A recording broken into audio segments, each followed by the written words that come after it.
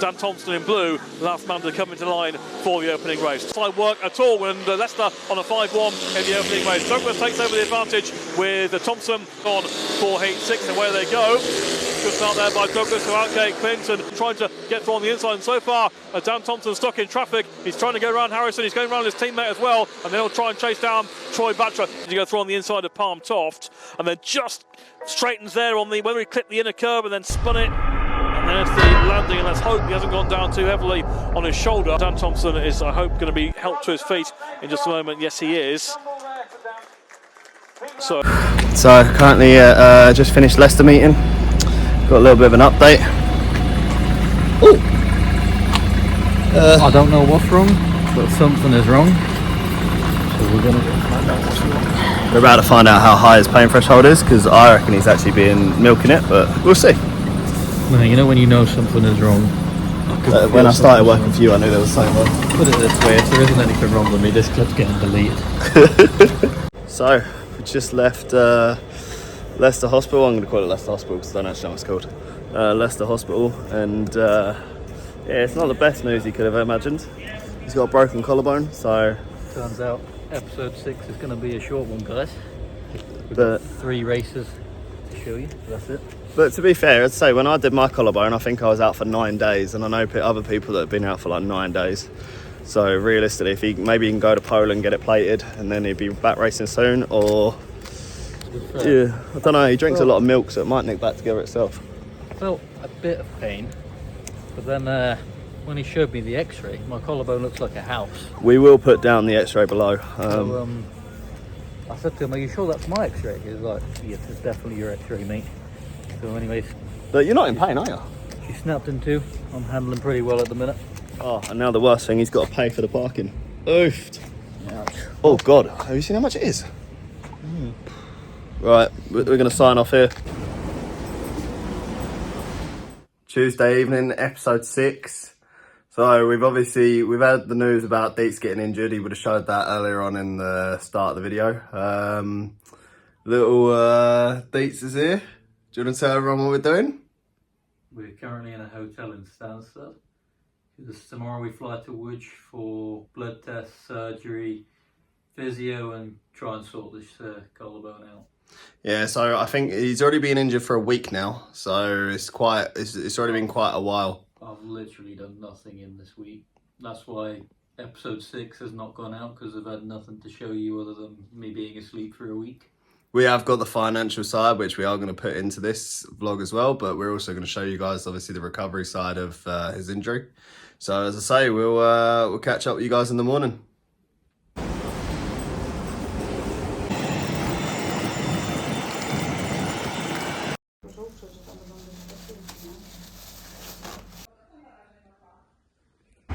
Just come out of the hospital, just had a little consultation. They took some of my blood, actually a lot of my blood. Just kind of side-eyeing the tube as it was all disappearing from my body. So a little update, we're back in the hotel now. Just going to shut off the lighting. Back in the hotel now. Surgery didn't go to plan. He got dressed and gowned up, ready for it, and then they told him they couldn't do it. I don't know whether you want to give a bit more.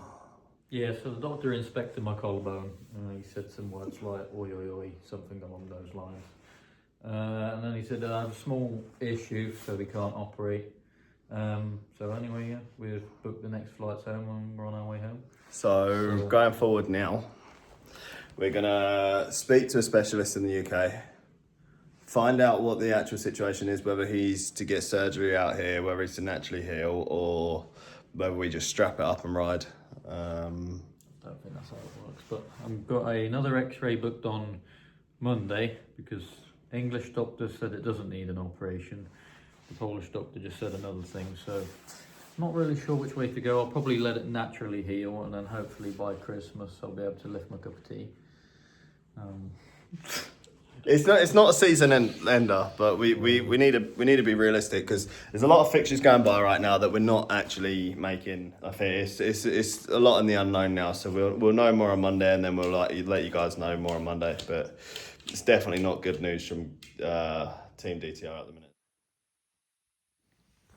So it's been a few days now since the last few clips that you've seen in the video. I'll kind of give a final update as of right now on my situation with the collarbone. Pain wise, it's 0 or 1 out of 10 at most. It's not causing me any discomfort at all. Obviously I have to be careful with it. Range of movement wise, got pretty decent movement. Obviously I'm not ready to step anywhere near a bike yet. I have more scans tomorrow in the UK, which will allow me to know a bit more, because I don't really know either. I just know how I feel. So obviously I didn't get the surgery, as you will have seen. So yeah, I just have to go along to my scans, see what the outcome of that is, speak to the doctors, and then hopefully just have a course of physio, some treatments, no surgery, and then a couple of weeks and I'll be back on it. But for now, we're going to run you through some of the financial bits of the bikes. That's been our most frequently asked question since starting the channel. So we'll talk you through all the different bits of the bikes, how much they cost, how often we replace things. So yep, a speedway bike has 3 key components: the engine, the carburetor, and the clutch. These 3 parts are the most important to the performance of the bike. So we spend a lot of time maintaining these, inspecting them, making sure they're at the highest standard they can be. The rest of the bikes, wheels, chains, frames, exhaust, of course we inspect them, make sure they're always in good condition, but they don't contribute to the performance, the power, them elements as much. But of course, any issues with them parts is just as bad as having an issue with the other parts, because it can affect your points or bring you to a halt in a race, which 0 points and you earn no money. So I'm going to run you through some of the different parts. We'll start with the main 3 now, as I mentioned before, and we'll show you how much things cost and how often we replace them. So the first thing we have to talk about is the main component of the speedway bike, and that's the engine. So we obviously spend a lot of time and money on these, working on them and making things better. So for me personally, every 40 heats the engine comes out and goes away to the tuner for service. So around 8 meters or so in the UK. Obviously depends if you're a reserve or something, you're riding a lot more, so that'll come sooner. But every 40 heats they come out and go away for inspection. At the inspection with the tuner, if they're in good condition and you've looked after them well, you use good oil, which I do. I use Miller's oil, and that keeps my bills down. Everything's always perfect. If they're in good condition, lowest end of a service, you're looking at £400. Obviously, again, depends which tuner you use, their pricing's that. But for me, its lowest end is around £400. Of course, if the engine's not in good condition and needs more parts, such as a piston, which is around here, or any other parts, you're looking at north of £1,000, maybe more.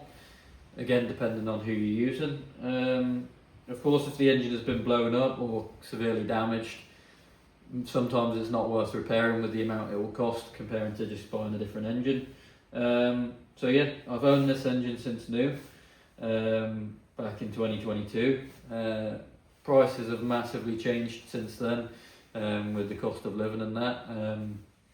But yeah, at the moment I buy second-hand engines more and then work on them. That seems to be a better option for me financially and moving forward. So yeah, that's a bit about the engines, and we'll move on to the next part. So moving on, we have the clutch plates.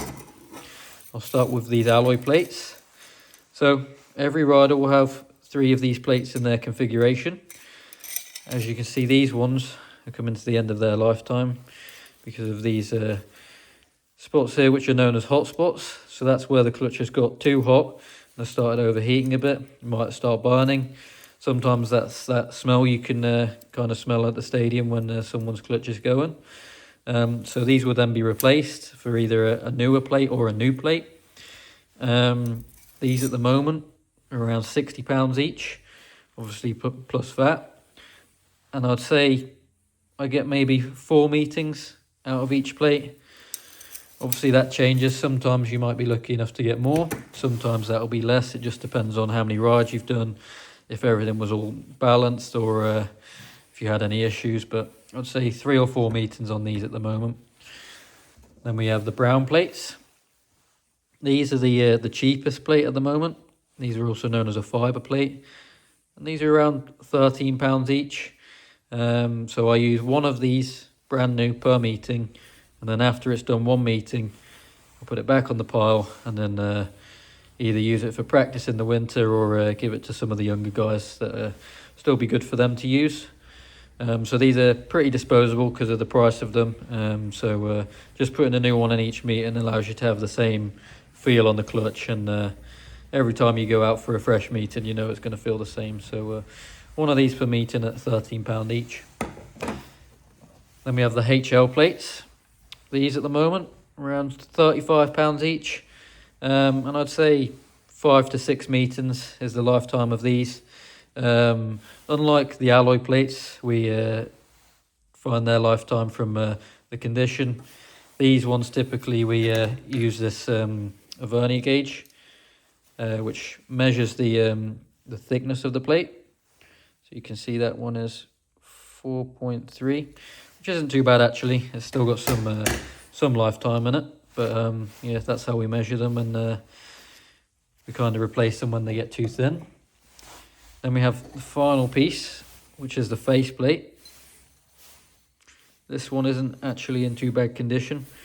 As you can see, we've got some of the hot spots I mentioned earlier on it, but they are not as important on the faceplate for keeping the clutch level. I'd say faceplates, the lifetime, it depends on the rider really. For me, I'll probably replace them every 10 meetings or so. Just for peace of mind, so I know the clutch is as aggressive as it can be. But some riders I've known use one for a whole season. Other riders are similar to me and do what I do, but it's just personal preference. I always like my clutch to feel nice and strong and have a good bite to it, so I like to have everything as fresh as it can be. So for reference, here is a new brown clutch plate. This is what they come like brand new out of the box. As you can see, both sides, very nice surface, never been used or in a bike, so that is the best feel for me compared to one which has done one meeting or so. They get pretty glazed and burnt quite quickly, so one of them a meeting is what I do. So for the configuration of a clutch, when you put them together, typically most people run a brown at the back of the clutch, then an alloy plate, and the HL plate, alloy, HL, alloy, and then they have the brown on the front like I do. And that's how the pack runs. And then you have the face plate, obviously with your springs in that, which go directly onto the brown there. And when you see us balancing them up, you're trying to get that running perfectly flat with the brown. So when it bangs, everything's flat and has a good engagement. So that's everything on the clutch. Of course, that is for the video purpose, that setup. That is what the majority of people run. 2 browns on the outside, 2 HLs in the middle. It's not what I use. I use it slightly different order and a different plate, but that's what the majority of people use. For the clutch preparation, I use acetone, which you can see here, which is a cleaning agent which people use for their nails. And we have the sanding discs here for preparing the HLs. I'll show you one now. So after you've cleaned the HL, you put it on the sanding disc, and then you would sand it until it has a nice clean surface, looks good, and then you put everything together. Everything should be clean, and yeah, should produce a nice feeling clutch. So that's everything about the clutches. Of course, we have the clutch springs and the cups which go in here. Springs, probably say I replace them every 3 meetings or so. Just all depends on the rider and how you feel, but that's what I do. So let's move on to the next. So because my bikes are still up in Glasgow at the moment with Kelsey, for the purpose of the video, we will borrow Joe's bike. So as you can see here, the carburetor sits directly on top of the engine. It's held on by a Jubilee clip there. So on top of the carby we have an air filter, which is cleaned and re-oiled after every single meeting. Sometimes you'll change this during a meeting because if track conditions are dusty and a lot of stuff is getting into your engine. As we spoke about earlier, the engine services, if you don't look after your air filters, that can cost you a lot more in your engine services. So yeah, if you look after these right, you don't have to replace them regularly. Just clean them well and look after them. So I'll probably buy a couple of these every season, go through them, and then have new ones again for the next year. So as you can see here, this is where we turn the fuel on. So when you turn that, fuel runs straight out of the tank, down the pipe by gravity, straight into the carb, and then you can see the fuel level come up here on the overflow pipe to about here, and that's when the carb's set, ready to go. We have the choke here on the side, which when you pull that out, that is how you start the bike, and that's the only time we use the choke. So price wise for a new carb at the moment, probably looking around £750. But once you've bought a new carb, if you look after it right, it can last you a good few seasons. So that's taking care of the threads, servicing everything correctly, making sure everything's good. So as long as you look after it, it shouldn't be costing you money every single meeting. And these are pretty good to go and pretty reliable as well. So on the front of the carb, you see we have the throttle cable here. This then runs up the frame around here and connects straight to the throttle, where that's how we deliver the power straight to the engine. And of course, some riders open this more than others, just down to how you ride.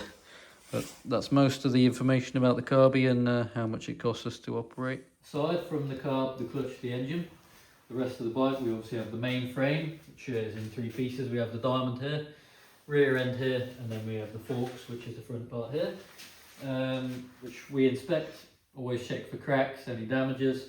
If you've had a crash and the frame's out of line, it's been bent, then we can either have them straightened, which isn't a great cost, maybe £25 for straightening a diamond, and the same for the forks. Of course, if they've been damaged too much, then they need replacing. So diamond new is £330. Forks new, depends which make you use, but £400 or £500. Rear end's not so bad, I think they're about £250 at the minute for a Jawa. The rest of the bike, wheels, as long as they're straight, they're good. Colours, purely cosmetic, makes no advantage to the bike, as long as they have good bearings in them. If you come down here, we have the downpipe and the silencer.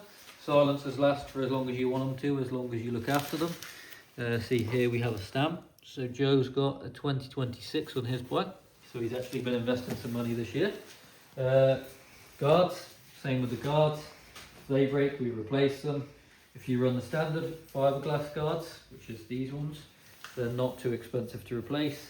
If you do run the carbon guards, which Joe's got a carbon front guard, they are quite expensive. So on my bikes I run carbon front and rear, and they're about £70 each for the rear and about 50 on the front. So if you crash and you see you broke one of them, not heartbreaking, but it all adds up. Then we've got the coils. Really, you only change them once they pack up, but for the last few seasons they brought a regulation in, so you have to have a rev limiter in this coil, which limits our revs on the start line. Those new at the moment are about £150. I think that pretty much covers the rest of the bike. Obviously, all the add-ons, fuel tanks, throttles, we just replace them when either cosmetically they look terrible or there's an issue with them. Yeah, that's pretty much it, I think. So the only other things we replace quite regularly is this primary chain here. If you watch some of the races and you've seen someone snap the primary chain, then it causes a lot of damage to the rest of the bike. The clutch will lose its teeth. You can have these clutches re-toothed, but it's not very good.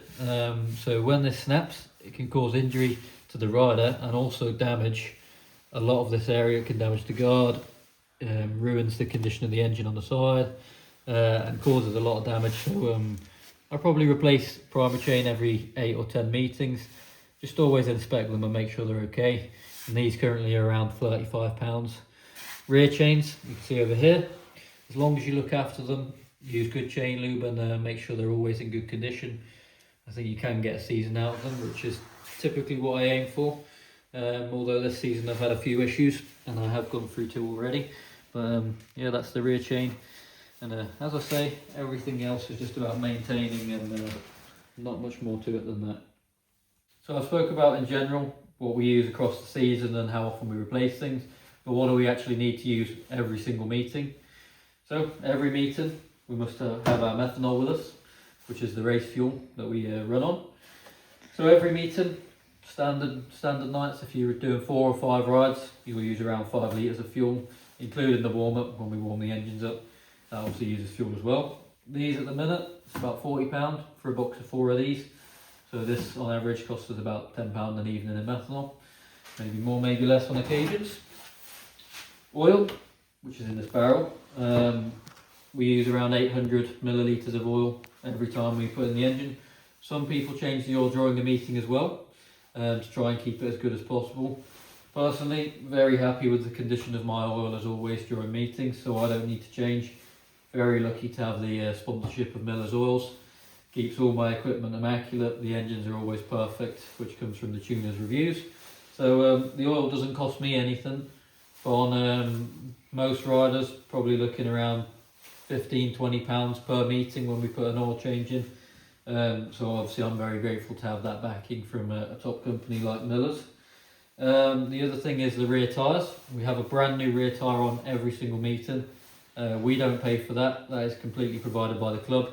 Every single meeting we go to in the championship or the premiership, the club provides the tyre and we just have to fit it when we get there. Of course, in individual meetings, it's just based on the rules whether they give that to you or not. Very, very rarely you have to supply your own tyre. And that's pretty much it on the variables for each meeting. The only other thing that comes out of my personal pocket for each meeting is, of course, paying my mechanic Kelsey. So I do in the contract, if you want to know a little bit, I do have a mechanic fee in the contract which covers a percentage of Kelsey's wage. So it's not all on my own back and takes a bit of stress, bit of pressure off me if things aren't going well. So yep, tyres, methanol, oil, pay the mechanic, go out and have some fun, and that's pretty much it. Thank you for watching the video. Hopefully that gave you a bit of an insight into some of the financial costs and how we do things. And hopefully that answered some of the questions you've been asking in the comments. Of course, if you have any other questions, feel free to drop them below and we'll answer them next time. So this week, to end the video, we've actually got a giveaway to say thank you for the support, the kind messages since my injury, and just to thank you for watching the videos in general. And yeah, so I'll show you what we've got on the giveaway. So to start things off, we've got an Legato watch, which I actually won for being Rider of the Night in the Premiership. I think it was in 2024 with Ipswich. So that was at the time when we were on TNT and Eurosport, I think that was. Estimated value of that is around about £100, I think. That's a fair amount. I've also got race jackets, so there'll be one race jacket as well in the giveaway. I've got a choice of a few different types, Speedway of Nations, Great Britain ones. I've got a few club ones like Birmingham, who have obviously sadly shut down now, Ipswich, Poole, and some other ones from over my time. A few other bits and bobs as well I can throw in. I've got stickers if any of the young guys are interested as well. If a young rider watching this happens to win the giveaway, if you're in need of any used clutch plates or any other bits and bobs that you might need, if I have anything that's no good for me but will be good for you, then just get in touch. And yeah, to enter the giveaway, all you have to do is like and subscribe on the channel. Then head over to Dan Thompson Racing on Facebook and share the video post for this week, and just comment in the below what your username is on YouTube, something like that, and we'll verify you in the draw, and then we'll pick a winner and get in contact. So thank you for watching, guys, and hope to see you in next week's episode.